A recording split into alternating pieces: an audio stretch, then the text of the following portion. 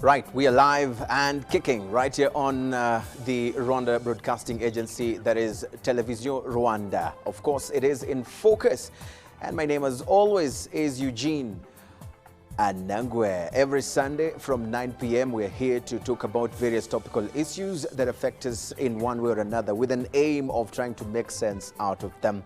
And this is a program that is actually very interactive. We love and appreciate your tweets that have been coming through even before the live show here.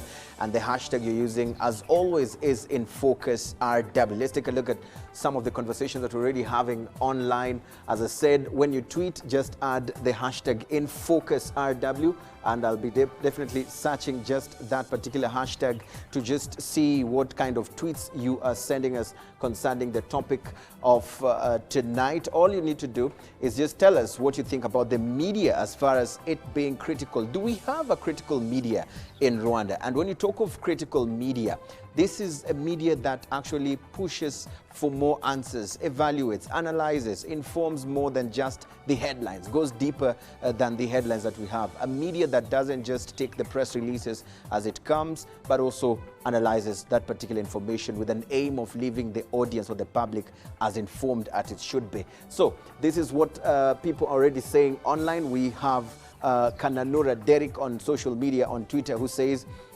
honestly, I don't actually read any pieces by the media houses. These guys portray what their sponsors ask them to. I would rather get info from raw and independent people or straight from the horse's mouth.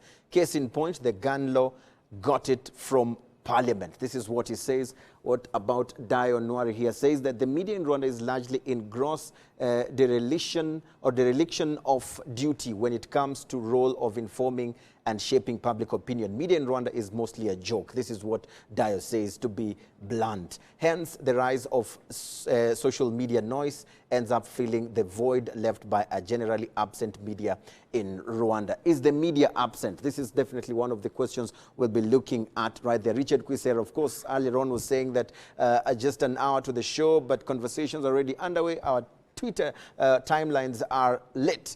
All this because of Voice choice of topic as well as panelists. We'll definitely be digging into that later on in the program. So let me just bring on the board the panelists of the show today. If you've been following us on Twitter, you might already be knowing them, but just for formality reasons, let me introduce Magnus Mazimaka, who is the chief editor of Tarifa.rw. Thank you for joining us on the program. Thank you. Right. Also with us is Edmund Kajire, who is a journalist with the Nation Media Group, and he's actually also one of the commissioners in the Rwanda Media Commission, the media self-regulatory body. Thank you for joining us, Edmund. Thank you, Anangu. Also with us is none other than Gonzag Muganwa, not new to the program, but Gonzag is actually the executive director of the Rwanda Journalists Association. Thank you for joining us on the program. Thank you for having me. Now, before we even get deeper into this conversation, the title is Building a Critical Media in Rwanda. Magnus, from a self-assessment point of view, do you think in Rwanda today we have a critical media, or what qualifies to be called as a critical media? Well, if you help me first define critical, then I'll answer. Right. From my introduction, I talked about going beyond the headlines, analyzing, asking the tough questions, pushing harder to be able to get the information that the public really needs, as opposed to just, writing for the sake of writing what we've already been seeing out there. I think there is a substantial amount of pushing for answers. But it's a two-way thing.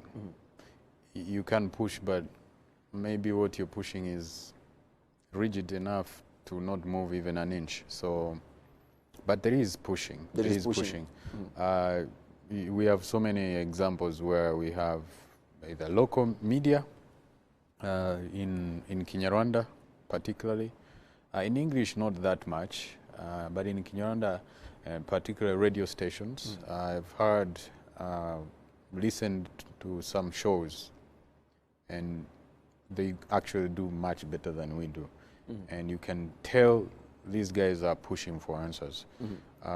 Case in point, I was listening to a conversation, an interview on phone with the governor of the northern province, with a journalist who was asking for reasons why a particular mayor resigned and what exactly was in the content of the letter, and if there is any more details apart from what is in the letter.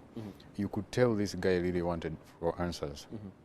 I'll take another example of... Probably that's example enough. Yes. We'll come back for another round. Let's go to Sure. Edmund Kajire. In the wake of social media, we've also seen Dayo Nwari there on social media saying that the media in Rwanda is actually a joke. We've left the void to be filled by social media. Do you agree with Dayo, or is he just being too blunt? Personally, I don't agree with Dayo, because I think me and him know each other. We've had an issue over this topic we are discussing of the media, how the media works in Rwanda. I think most of the people who criticize the media in Rwanda don't put into perspective where we've come from and where we are today. I would say we are not at the level we want our media to be in terms of how they report stories, how they cover the news. If you want to compare us with our neighbors, Kenya or Uganda, probably we lag a little bit behind. But I think with the emergence of online media and social media, I think we've seen our media improve in terms of how they report on issues. I say this because I work for a newspaper that says things as they are. They don't cover up any issues. But it's understandable. You mean that the others who say it as it is not? Or? It's understandable that someone out there would feel that the media in Rwanda is not doing its job. Yes, we still have a long way to go in terms of how we approach stories, or how critical we are in terms of how we report on some of these pertinent issues that affect the citizens. But I think for me, we've seen some very good progress, which should be taken note of and appreciated. We can do better, but the last thing we need is someone patronizing the media. I've had an issue with Dayo because his approach is always patronizing, condescending, and sort of denigrating the work the media is trying to do. People don't put into perspective the issues we go through out here. There's no... most of the media houses operate under a very limited budget. Most of them also, have limited staff and people to cover some of these stories. So I think the challenges in the media sector cannot be blamed on the media itself, because they are far-reaching. They're far-reaching. Yes. Gonzaga, patronizing. Are there too much expectations from the media? And if we are making major strides in other sectors, the gorilla population is actually rising. Yeah. Why is it that in the media we're still saying that we still have a long way to go? No, the media is largely a reflection of the country. It is as developed as the country is developed. And even the conversations that take place in the media also reflect the society in general. Because us in the media, we're not going to become our own sources. If we don't have civil societies that are active, politicians, opposition politicians that are proposing alternative agendas, investigating and criticizing what is happening among policymakers, the media is not going to create those sources. Why not? Why not? No, it's not going to happen. Why not? The media because you see, those who have a lot of expectations of the media expect to take up the role of the opposition. And for me, I would disagree. Because our main task is to present the information, the facts, and be balanced and be fair. If you feel there is a gap in the national conversation and you think it's journalists take it up, it happened before. Like 10 years ago, there used to be a set of tabloid newspapers who took it upon themselves to act as if they were the opposition. But at the end of the day, they're not meeting the basic ethics that you would expect of a professional journalism. That being said, as Edmund said, there are areas where we could improve. Those who are claiming that social media is doing something better, they are actually not. I follow very closely the conversations that take place on social media. They are largely emotional reactions of individuals. No one has gotten out information that the journalists have failed to investigate. No one has brought in perspectives or alternative policies that you don't find in the professional media. Though while it may appear as if they are competing, I don't think it is actually. The social media and traditional media are complementary. They provide each other an opportunity. Right. Yes. Let's stick now to the real issues that we have going on over the past few weeks that we've seen. One of them is the avalanche of mayors who have been resigning, in a rate that most people have found very suspicious. Some people have found it very abnormal. And I want to read your thoughts on what you think or how you think the media has either failed or has actually been able to cover this story of the resignations of mayors, to offer or give an opportunity for the public to get the real answers. You've talked about that journalist who you had pushing for the questions. Yes. But did he or did she, or was she able to actually bring out the real issues other than what we've been receiving, that these are personal reasons? No. Not entirely. I think this person had just gotten focused on one particular point. But I had an exclusive interview with the mayor, with the Minister of Local Government on Friday afternoon. And we were expecting to have our story over this weekend, but for some reason we held it until Monday. But from the conversation I had with the minister, nobody else had interviewed him. And he's always available. His phone is on, he's on Twitter, he's on social media, but no one had interviewed him. So we only scratch the surface. Yes, we only and take from the conversation I had, available. Yes. There were so many things that largely the entire media sector didn't actually understand and didn't pick. So to a certain extent, yes, someone said they usually go after, they go to the horse's mouth. I can tell possibly someone called the minister or the governor for details, but I haven't seen that real like in-depth story as to reasons why mayors are resigning.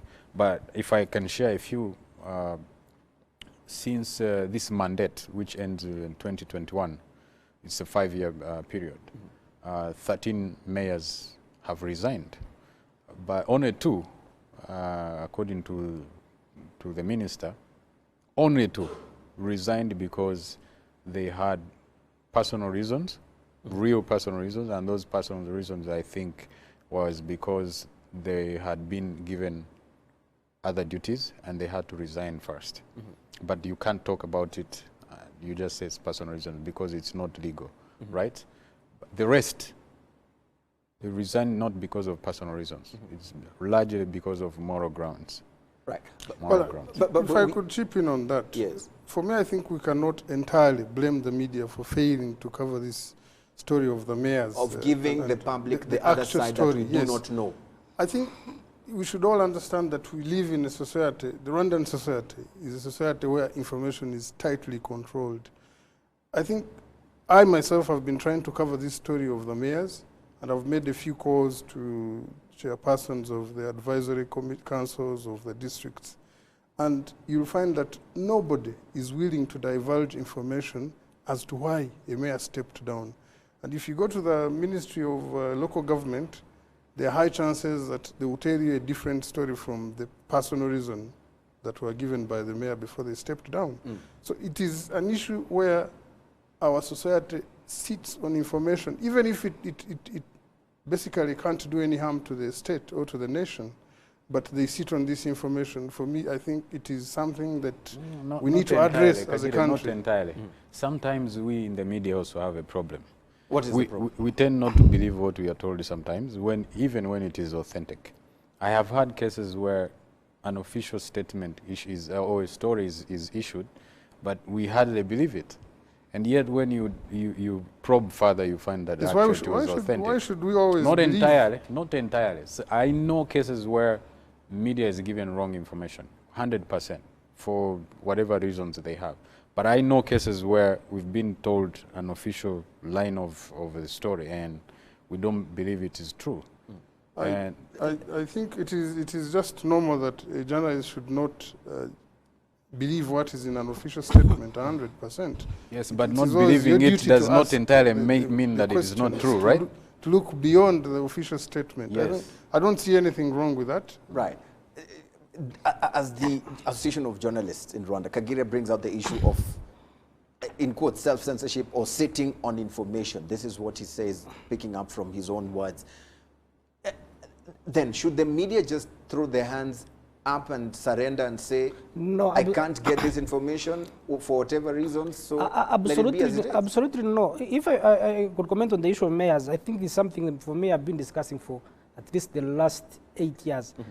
because since the new district structure was created, the resignations have been taking place. And the argument has always been, I think, that it's a structural issue rather than the failures of individuals. Because when you look at the decentralization critically, you realize that what was decentralized was service delivery, but not power. So why don't we have this in the media? Why don't we have this information? These conversations have been going on, but I don't think the state is necessarily responsive that to change the system. I think they prefer, they prefer the electoral system as it is, because it is easier for them to replace those mayors. If there are people who had direct mandates from the citizens, I don't think we would force anybody to resign. It would be extremely very much harder. But because the system is more selective than electoral, even though it appears to be some vote. So even though there are conversations over this issue, maybe they are not deep enough. I think it has affected why the failures of mayors has been happening for the last 10 years or so. Yes, I agree with Edmund that our society is very secretive. Even the people who hold power, they don't divulge much information. I think they consider it as a sort of internal discipline that they can sort out their failures. The people who fail or do mistakes, they can sort them out internally rather than exposing them deliberately. I think they deny that information. But it shouldn't stop us as journalists. It's our responsibility to investigate, to look deep, and explain these things to the public. Are we doing it? I think we should also look at one of the challenges of the media is how it is constituted, how it is owned, who are the owners of the media houses, how do they generate revenues. It absolutely affects what is reported, to what extent, and what is not reported. So what are you trying to say without saying it? Ownership, especially on ownership. Ownership determines editorial line, which is absolutely a right of any media outlet. Because he's one of the owners of a media house. How would you describe Tarifa? Tarifa? Yes. You own it, so.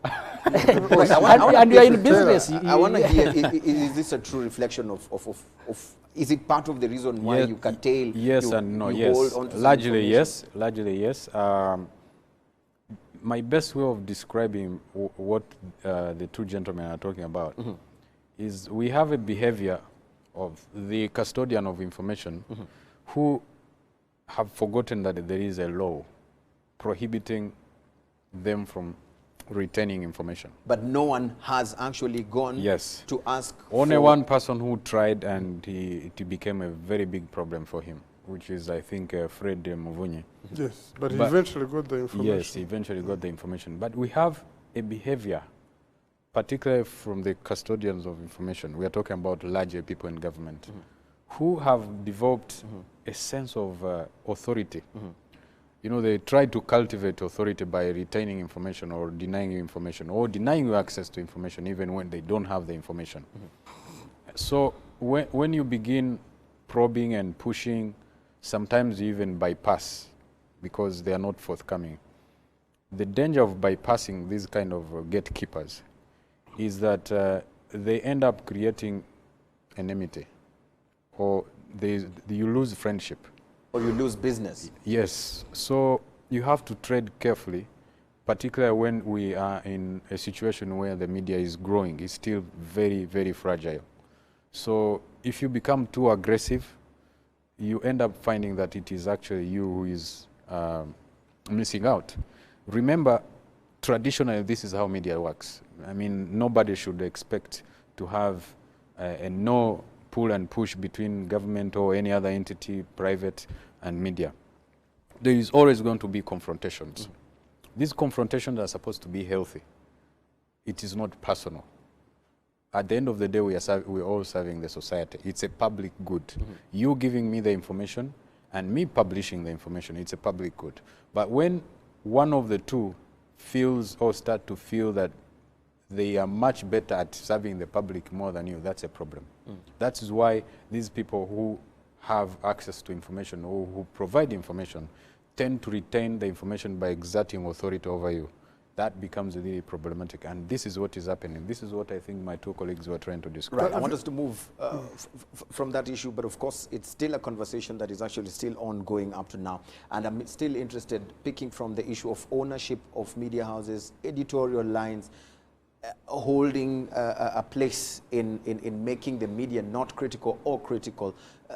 You know, there are people who have also been talking about the issue of influencing when it comes to social media, whether the media personalities, people who are actively in journalism, should also be doing this issue. I want to read on how this is impeding on being critical or not being critical to those institutions or those individuals or those owners of those products that we push online. I want to read your thoughts, Kagire, on this. Well, I think we have gaps on both ends. We have gaps on the side of the media and gaps on the side of the government, the custodians of information.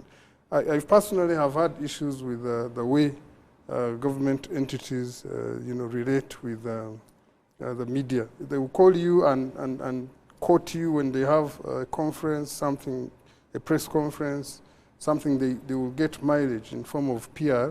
But when you push a public relations office, I actually find them very ineffective for information on a certain story you're working on, whether it's numbers or just even a one who can give you a quote.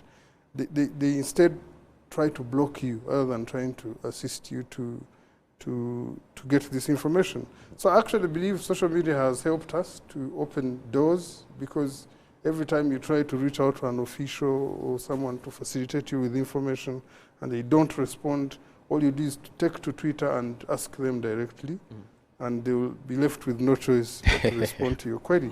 So if we are to address these gaps of how the media reports the stories, then we must address the gaps on the side of the government. For example, the parliament. I would say the parliament does a very good job. They send emails every morning. But if you go to the parliament, you will not find a special room for the media, as it is in other parliaments elsewhere. A special room where the media, the journalists can come and sit and get conversant with the bills in parliament, or even get to know the people who work in the parliament. So there's always that distance between the media and the people who provide information. And these people who provide information will only call on you when they have something they want to get, you know, their PR or their voice heard.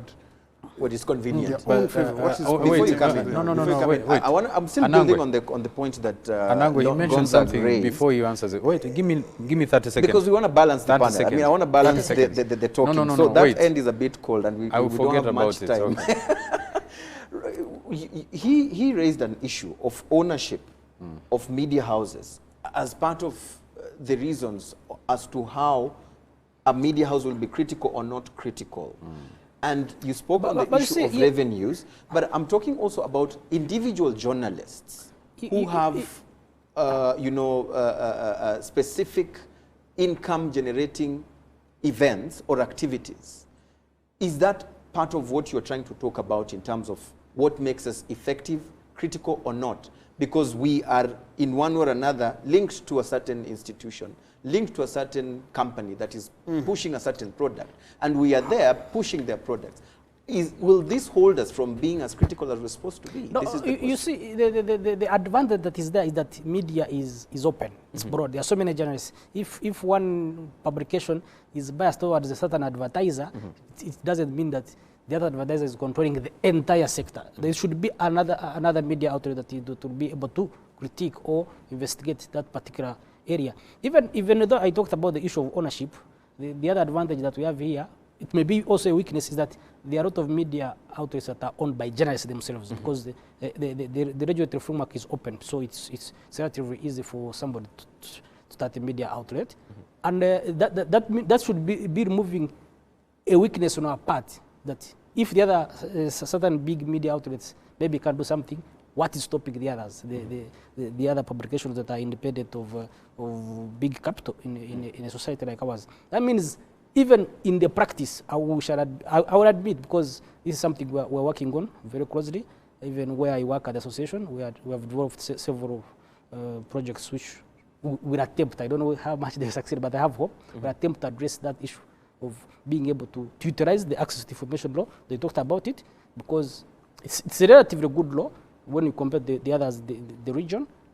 It's not being used fully, because provides even a legal framework where you can sue an official who has refused to divulge certain information, which is not classified. We should also self-examine the opportunities that we have. Have we exploited them fully? Right. I believe we can do much better. But the point of the fact that even the communicators in other sectors are not very active themselves in providing information is also a bottleneck. For instance, in many countries, the president has an active press secretary whom you can quote. I'm not sure if we have a press secretary you can quote, and authoritatively say, I'm speaking on behalf of the president. On a daily basis, every single day, there should be somebody who can say, I will speak on behalf of the government, and is accessible to all journalists on a daily basis in all languages that they communicate in. Maybe the people in power don't feel they need to explain themselves daily, I don't know, whatever the reason is, but it limits the information we have that we can work based on. I think on that issue of revenues, if I could say something, that relationship between media owners and or even individual journalists. And individual journalists. Yes. I think these relations are always there. Even if you look many centuries back, there is always that relationship between the media and the state and other actors that control information. But it should never be a reason for people or for the media, for journalists not to say things as they are. I think, of course, we've seen in other countries, in most African countries today, most media houses get their revenues, almost 60 to 75% from the government or from government institutions. But it's never a reason to control. And I don't think here in Rwanda, any institution comes to you and says, since we give you our money, you shouldn't report this and that.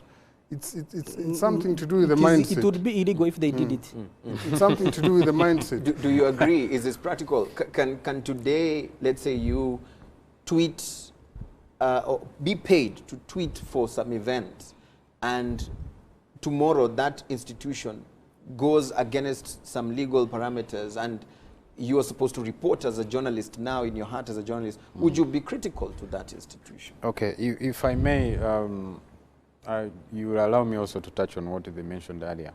But I think professionally, unless you come public and say, I am endorsing this particular brand, this particular product or institution officially, so that people know what you're tweeting and what you're talking about has a relation between you and the institution or the product. If you don't do that and you are a journalist, you lose all the professional grounds and moral authority to report on issues particularly related to that particular institution or product. Let me give you an example. If you are paid to tweet information that you at some point may even question, but because you are paid to do that, you lose all the moral authority to become an objective and fair journalist. And what happens is, if you keep doing that from one institution to another, and it becomes now another career, career number 2, and it is not publicly known, that is, I find that professionally a very problematic issue. And I've seen my colleagues do that across the country. I have a problem with that. I don't have a problem with them doing it if it was official. And we know that journalist X has endorsed this product, and we expecting them to say good things only. They will never attack that institution. Right. Even in the newsroom, if you're a chief editor or an editor, you cannot assign that journalist to go and cover that particular institution. It is prohibited. But what is happening now, it has become another career. My colleagues have two jobs. And you're not saying this because you feel bad they're taking the revenue that Tariq would be taking? I would love to disagree, because personally, I think many people know that I use my social media to say a number of things that are not related to my work. I think what matters is the ability for one to draw a line between your personality and your work. So there's Edmund Kajire on social media, and there's Edmund Kajire who reports for the East African. So I think if I leave Nation Media today, I'll retain my personality, because I was working for another media house before I joined Nation Media. So if Anangwe left RBA today, do you cease to be Anangwe? So if I say things on my social media, and usually people have to put disclaimers, what I say on my social media does not reflect the position of my... No, I disagree with him. And I think this is an opportunity to address this issue. So you know why? We've seen your colleagues in Kenya. You're from Kenya. Talk about the likes of Larry Mado and the likes of Julie Gishuru. These are people who have built brands and personalities Edmond, off do social not media, confuse the off public. the TV. Do not confuse the public. And No, I'm this not confusing this the is a good public. opportunity to address I'm this. telling Listen you to me. that Let me respond what to you. I report, if let's say, Kajire. well, I don't interact a lot. if- Yes. Can I finish my Let him point? Let him finish. Whatever I do on social media, I stay away from interacting or working with institutions public institutions mainly. I will deal with private companies or private entities, but I believe that nothing would stop me whatsoever. If I got to know about a scandal in a certain You would still institution, be able to report I would in a still be balanced able way. to report Okay, about okay. it. Here's the thing. I don't know about there you, is but a problem I would with still this. be One able to rejoinder, Wait. and then we move to the next Yes. item. Yes. A problem with this. If you take, for example, a commercial entity, a bank or a telecom, let me pick a different case. Let's say gas. There's a company that sells gas and employs you to tweet. This is a job. This is not Kaji. No, This but is not you're also Kajira. Don't confused. interrupt Is me. it a No. job? It's not a Don't job. interrupt per me. se. I let you talk. Drop it and then we move. Yes. Yes. You cannot be paid to tweet only good things about this company and expect you to write about this company tomorrow if it has a problem with that So particular you feel product. there's a problem There there? is a problem. Unless you say you officially say you'll never cover this company. But it's Because misleading to say that. it I is not think, misleading. I think okay, the issue of influencers on social media Regulatory is something new, so yes. we haven't gotten a regulatory framework. It is just emerging. However, there are situations where you can put a disclaimer. There are some publications I've seen, usually when they are writing about something, let's say the holding company that owns that publication is also involved somewhere. They usually put a disclaimer that The views they, do not yeah, reflect. or they tell the conflict of interest that may exist within a particular media outlet. They tell the public so that they are aware that, or if you have a particular editorial line, for me, I know some publications which are on the left or are liberal. So you always know that they are stand, even if they will take a position because ideologically they stand somewhere. So it's also because I know in our code of ethics, there's an article that prohibits being a public relations officer at the same time as a journalist. So even though at times it is very hard to draw Draw a the line, line. yeah, but it's so it is thin. always important while we generate a regulatory framework, people to know that our social media handles, especially for prominent journalists, people may take them as representing actual facts, as something that a journalist can stand by. That's why we are trusted as a media, because reputation is extremely very important. That's why somebody will write a story and say, sources, reliable sources, and not tell anybody, and the public will believe because they know as a journalist, a reputable journalist, you have that license to give information, don't necessarily saying who gave it to you. Right. Let's move the conversation forward yes. because we have not Anango, much you asked time. something to and do we with don't have- media owners, and I never No. responded. Can you respond as we move? Because all these Yes. items we're talking about are still related from one to the other. The issue of the guns, I mean, it's another item that took place over the past few weeks. You know, all of a sudden, social media went ablaze and so many people are talking about why do we need guns? Why are we making it easy for people to get guns? It took the minister to call for a press conference to actually explain and say there was miscommunication. Actually, we are making it even harder for people to get guns. Yes. What failures did the media do in this, especially mainstream media? Do you see it was a failure on the part of the mainstream media, or was it the government and how it communicated this issue? Well, both. On the side of the media, I think this is the first time we are covering things to do with the, firearms, regulation.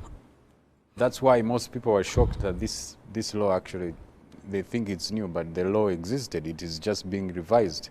They're adding in a few articles to, tighten the use. So why did we let it get to that point? Why did we let it get to a point where it is still as confusing as it was before the minister came out and said there was miscommunication? Well, first it's a complex issue. I mean, gun ownership, not only complex but very sensitive. Sometimes government wants it, under the carpet, because every time you talk about explosives, firearms, people, it raises, flares. So, a good thing is maybe they wanted it to happen in Parliament, and then end of story. But always media will always come in. The problem was that even media itself was not capable to bring out, apart from a few, 2 or 3 stories I read, was able to bring out the real issue. The thing is, they are raising 3 things. They are upgrading the levels of the strength of the articles in the law. One is ownership. It is becoming now more stringent. It's not that easy, but I've seen also a loophole in the ownership as well. The second part is manufacturing or selling by the dealers. The levels of conducting that business is becoming actually more serious. The third part is who should own a gun. That was another sensitive part. So they were trying to limit, the law is trying to limit the person who should own the gun and the person who should sell the gun. Right. These are the things that the media has not been able to bring up. Yes, actually, yes. Nangu, if I Yes. can chip in here. When you came up with this topic, I checked on the internet to see which media houses reported about this issue. And actually, from what I noticed, nobody misreported the story. But the challenge we have also in our society, people don't read beyond the headline and the comments. Some people will just see the headline and skip directly to the comments. Or someone will just read the story, then post something sensational But on why the social do we media. give alarming or sensational headlines that would cause people There to was jump nothing there? alarming, actually. I think, from what I understand, it's EGA and RBA that had an interview with the minister, the state minister, at the parliament after the law was discussed in parliament. So, and if you check the stories, there were no facts that were misreported. But I think when the story got out there to the people, and everybody posted whatever they felt about the law on the social media, then eventually it became a big story and people came up with their different opinions. So the message was somehow lost in translation. Actually, if you see the press conference, the minister never said the story was misreported or the law was misquoted or whatever was said in parliament was misrepresented. I think he just said we are going to clarify on this issue. This law has been in place since 2009. As I would admit, in 2009 there were not many, people on social media, many journalists using social media. So it could have gone unreported then, but even today you wouldn't say the media has misreported. Actually, the stories that followed, most media houses tried to explain the law and who can own a gun, the procedure, and all these things that as they are in the law. So I think there was this hullabaloo, people just, people just blew and talked about the law, but only few managed to go and read beyond the headline. The headline. 2 points. Number one, Yes. the whole conversation reflected something on the national psychology. I think there is a sense of fear and trauma Right. that was immediately provoked by the idea, even the imagination that somebody, a private citizen, could be allowed to go and purchase a gun. So I think it has a lot to do with the national psychology. The second thing I have not noted, not particularly with this law, but generally how the registration process works, is that people pick a story from parliament suddenly. It's not like at the beginning of each session, they would announce that we're going to consider these laws A, B, C, D, and these laws have these elements and so on, so that people are not shocked by a journalist showing up in a committee and discovering that a certain law is being discussed. So how best if would government should communicate better, if they could say at the beginning of each session of parliament, then they outline all the laws and they give a brief, so that the information is not because somebody has seen one article in a particular law, because usually it is big, it usually have a preamble. Not many people are going to read everything when they're going to report on it, so that the element of shock does not happen. I don't know what happened. If I could add to what Gonza is saying, previously the parliament used to share the draft bills and the laws under amendment, even put them on the parliamentary website, or you would even call one of the people in the communications department and they avail you with the law. But I don't know what is happening recently. They tend there to has been a sit change. on I some think of since these the bills. law Is reform it the commission, problem there? I mean, there is a gentlemen, big problem is here. it the problem there? Because from what you say, they used to do this and they should be doing this and giving us this, the thing is big. Someone watching us and is not a journalist and is a member of the public probably would be thinking that these people are just there, they want to be spoon-fed. I'll tell you that I've called. Why aren't they going deeper to take the initiative, to read through and then... We have experience now, even the laws that affect us as journalists, the media sector. At times we learn about them when they are in parliament. They are already in Previously, they would invite sector people in a particular sector. They discuss a law even before it goes to cabinet during the legislation, during the drafting process. It has changed. Most of the time you ask for the law, they say it's secret. How can... I mean, it's not about, it's not, if it is a national intelligence... But like you're saying, I think I agree with you. The problem is us. If the parliament should... Doesn't send you. No, if the media starts holding the parliament to account to stop this kind of behavior, they will stop it. There's no way you can say you are discussing a national issue, a law, and you are not involving people in the sector that are concerned with that particular law. Keep quiet about you come to the extent where it has reached a point where you're about to pass the law. That's very problematic. Yes, what happens is that as the media, we have failed on that ground. We should be holding Parliament to account. This is an unacceptable behavior. No, it's entirely unfair to blame the media. No, it is. It is an initiative of the department in the parliament. So what if they don't do it, Kajire? What if, I'm telling you... do we still remain the way we are? I'm telling you that I've got a phone and called someone in parliament asking for a bill, a bill that actually is not even sensitive. It has nothing to do with the security of the state. It has nothing to do with anything political, just, you know, and they are reluctant, and they tell you, I'm going to send. I don't know if they go and consult and they tell them, don't share it. But there's something actually very wrong. When you call looking for these documents, they don't avail them to you. And the next thing you hear, they have been passed. This is not a problem of the parliament. It's the entire government. This is how they behave. No, Magnus, I don't know if you have just a few institutions that are forthcoming to sharing information before you even ask. Very few. The rest of the institutions are cross. Actually, so mean with information. Is wrong. Very mean with information. Even when the law provides that they should actually be forthcoming and share information. So it's not just a parliament. We have to accept. So the question is forward-looking. What do we do? Do we still keep complaining about it? Do we, when we know that the law, actually access to information law, as you say, is protecting us as journalists, if this information is really important to the public, it's in parliament, it affects the people, and someone is refusing to give it to you, what do we do about it? Three things. Yes. One, Kajire talked about it in the beginning, is the capacity of media houses. When we talk about capacity, we're talking about resources and the skills. If your newsroom does not have people who understand that good information and good stories come from Parliament, and you don't even have any person who at least attends or is stationed there, that's a big problem. So at the end of the day, it's a media house that has a problem, or the industry.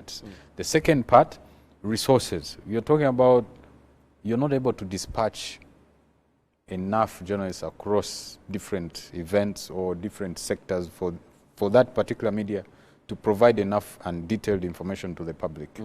The third part is the behavior of government, personalities who are in charge of information.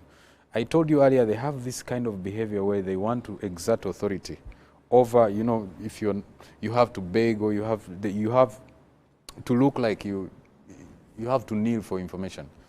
Those three things have affected how media operates and how government interacts with media. With the people. And yet we have the RMC, we have the Association of Journalists.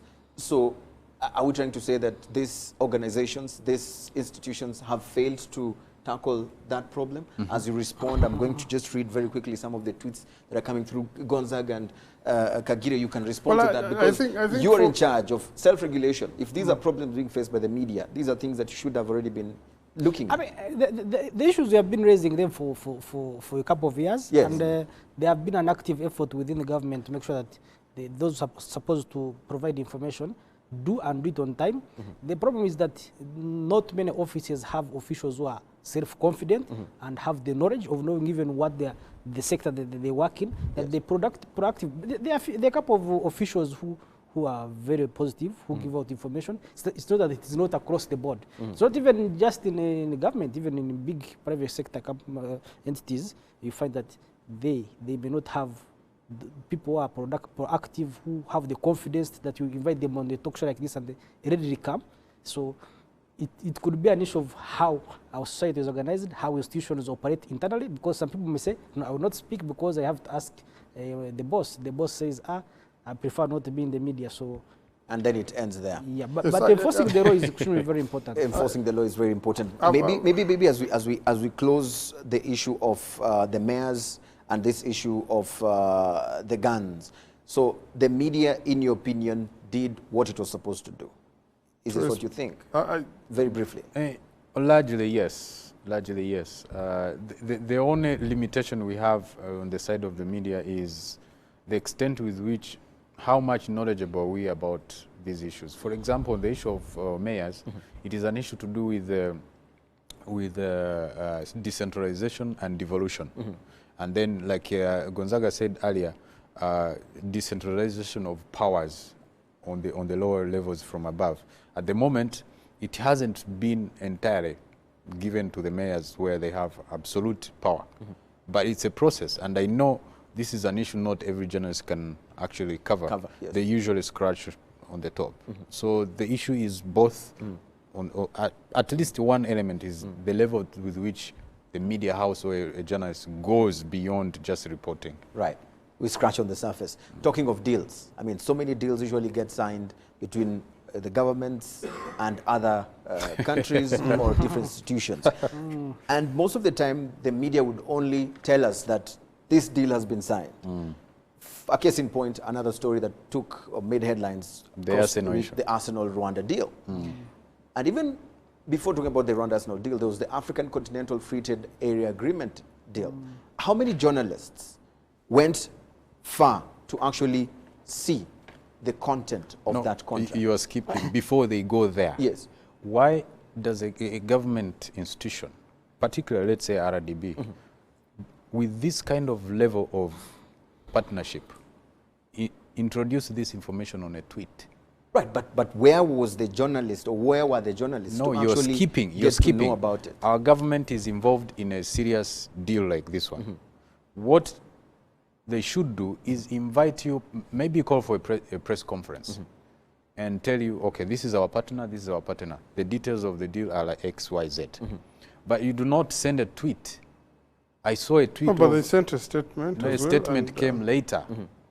How do you send a statement over such kind of a deal? So where is the place of media in informing the public, or adequately informing the public on such deals and what it means to them, if most of us do not even get to see those deals? You only take the press I statement. think you tried. You and tried put it to out talk there. to the COO. I think I saw an interview with the COO. Tell me how much you got beyond what we already know. What did you get? At least he explained and said they have an undisclosure agreement with Arsenal, so they cannot be able to speak about the cost of the deal, which was actually mostly this the is So the- even in the negotiating process, at times there's the agreements between the parties that they should not disclose. Because at times there's when you're competing, let's say, Rwanda may have been competing with another country or another farm that also wanted the deal. So if you go to the media early, somebody may come in with bigger money. But You realize once that the the deal opponent is there. signed, So- what's the reason of not at least forthcoming? The reason why there is this backlash is because now the government is on a defensive. It did not come before anyone picked the story. They should have organized and provided this information before they ended up in a situation where they are now being defensive. Either way, for me, I think this story was supposed to generate the kind of reactions it generated. But I think for us, I would speak for the East African, because the newspaper I work for, I think for us we try to look beyond just reporting the deal and also try to investigate the amount involved and also other reactions it generated beyond the Rwandan borders. It is a big story, which up to now you can still find very interesting angles. But I think, for me, I think actually for the first time, RDB did effectively communicate, apart from maybe that issue of the amount, maybe due to that non-disclosure agreement. But for the first time, I think there was an effort to communicate and give further clarifications. And also, on the other end, Arsenal also did its own part. I think we did get enough information from that. On that so moving particular forward, deal. I mean, how then do we ensure that we have a generation of people in the media who go beyond press statements, who go beyond just headlines, and actually analyze? But the way we are saying, it's as if there are no people looking deeper. Number one, we are doing it right now, and we have always been doing it on this show. So there are examples of journalists who have taken it up. They have been mentored, they have been inspired. The owners or the managers of media houses are giving them platforms. So it's about continuing. Because the young guys coming out of universities, they need people who would mentor them in studios and in newsrooms, who would guide them.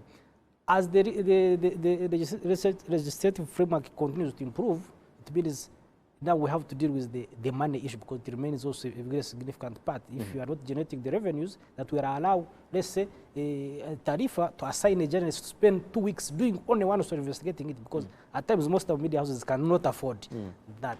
It is very crucial. If we reach that stage, then you'll see much better stories. But, on this particular case, where is the evidence that actually this deal they signed a non-disclosure? Where is the This is the question we should be asking the media. Should we just say, oh, because I think on the other end, Asen also confirmed that there's a non-disclosure. I think a journalist from the Daily Mail, the Daily Mail also, because there's nothing you can do beyond.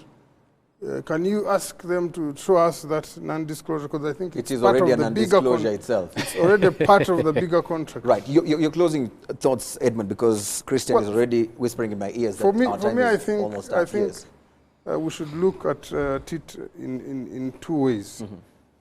Where we are today, the media is trying. I think if you look where we were 10 years ago, today we have many private radio stations, many private TV stations, many online But people say that it's only music, it's just entertainment. Yes, it could be only music, but if you tune in to another radio station, I'll tell you that every morning I listen to when I'm going to work, I listen to one of the local radio stations. And the two gentlemen on air are always tackling, pertinent issues. And, right.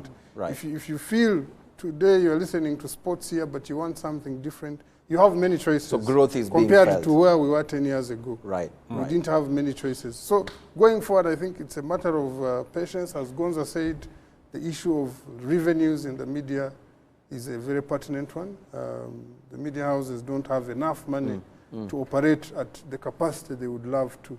Right. So going forward, if we develop and perhaps we start making some more money, then we can be able to dispatch journalists to do this work. We have only 1 minute, I'm being told. Yes. Anangwe, from my experience as a proprietor of a media house, is that we have a problem where people do not see that actually media is one of the most lucrative industries in the world. And we haven't opened up to allow media to exploit that ability to raise revenues but also employ people. So moving forward, how do we make this critical? How do we make it build a critical media? Very, very briefly. Well, one is I want people to start becoming open. Okay. Whether you like it or you don't like it, but we all serve in the public. Right. The second part is that if you have revenues, particularly budgeted for communication, so many we have seen that actually at the end of the year they return this money because they did not utilize it. Why? Internally, they are very hostile to media, so they don't open up. So they have to open up. Very important. Yes. I want to make an appeal to the public. In this country, there is a law which is whistleblower protection law. So the members of the public or people working in some big offices, there is a law that protects you. If you find some information that you think the public should know, there is a law that protects you. Approach some journalists. They are very good journalists who will also know their responsibilities and not reveal their sources. Please, tipping journalists with really serious sources, we are ready to receive that information. So you need to tip them on information. Exactly. Right. Let me just quickly, I'm told that we are running out of time. I wanted to very quickly just go through some of the tweets that have been coming through. Christian, if you can allow me, or if the team downstairs can actually just allow for that, it would really be important that we just quickly throw our eyes to the tweets that have been coming through via the hashtag #InFocus, just to check what you've been saying about these particular issues, and it will really be good to read what they're saying. But definitely thank you so much for those important thoughts. Biawa Gamba Aloy says, Abanyamakuru need a periodically retreat and address, let's just put it right there, and address their issues, then send queries to government. Where is the press annual report of Media High Council so far? I mean, this is really important, that we need to sit down and be giving our annual report on that. Ingabire says that most of our journalists' professional skills can be put to question, thus they are not informed deeply on government plans, because their professionalism is actually not right there. Joel Black says that talking about non-disclosure agreement, yet East African governments to know the amount of the deal. Can the public conclude that that amount is just speculation? I mean, this is on the Arsenal deal. Unless she has proof. That Elizabeth says that to Mazimaka to say that media is limited by the amount of information they are given. Do we have any investigative journalists in Rwanda? Actually, there was an award ceremony where the category of investigative journalism was 0. No one entered. When was that? Yes, some year back. Both these two individuals have won awards. I've won several awards. Yes, before. Yeah. There was a time when... Yeah, there was a time like in broadcast, it is hard. How many more after them that we have? A whole country. I mean, there's a question there. They are there. They're there. It's they still a small number, apply, but they're there. Yeah, both two individuals have won. All right. The problem was in actually using TV for investigation. Right. It's still a problem. It's still a problem. TV. Yeah. So for print and radio, they're there, but TV, we still don't have investigative journalists on TV. All right. I'm being told time is up. What else do I do? When I'm told time is up, I have to respect and honor. Thank you so much, Christian, for keeping us up to speed on the time. Definitely, it's time to just close the curtains to the show tonight. Thank you so much for watching. We'll be able to keep this conversation going. The hashtag, as always, InFocusRW. Let's keep talking on these matters. How do we build a critical media that actually goes beyond the headlines, digs even deeper to inform you as you rightly are or deserving of that? My name, as always, is Eugene Anangwe. Goodbye for now.